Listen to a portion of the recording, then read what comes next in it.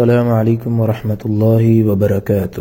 باب فإن تابوا وأقاموا الصلاة وآتوا الزكاة فخلوا سبيلهم۔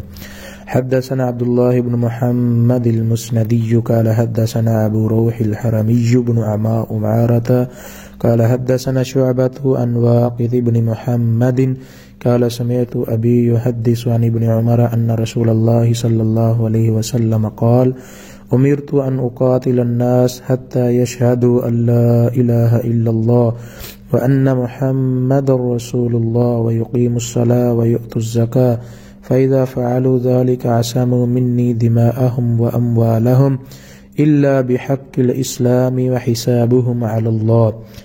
باب اللہ تعالیٰ کے اس فرمان کی تفسیر میں کہ اگر وہ کافر توبہ کریں اور نماز قائم کریں اور زکوٰۃ ادا کریں تو ان کا رستہ چھوڑ دو، یعنی ان سے جنگ نہ کرو۔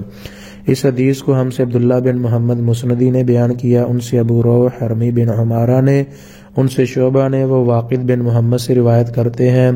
وہ کہتے ہیں میں نے یہ حدیث اپنے باپ سے سنی۔ وہ ابن عمر سے روایت کرتے ہیں کہ رسول اللہ صلی اللہ علیہ وسلم نے فرمایا مجھے اللہ کی طرف سے حکم دیا گیا ہے کہ لوگوں سے جنگ کروں اس وقت تک کہ وہ اس بات کا اقرار کر لیں کہ اللہ کے سوا کوئی معبود نہیں، اور یہ کہ محمد صلی اللہ علیہ وسلم اللہ کے سچے رسول ہیں، اور نماز ادا کرنے لگیں اور زکوٰۃ دیں۔ جس وقت وہ یہ کرنے لگیں گے تو مجھ سے اپنے جان و مال کو محفوظ کر لیں گے، سوائے اسلام کے حق کے رہا ان کے دل کا حال تو ان کا حساب اللہ کے ذمے ہے۔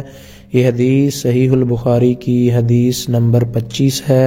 السلام علیکم ورحمۃ اللہ وبرکاتہ۔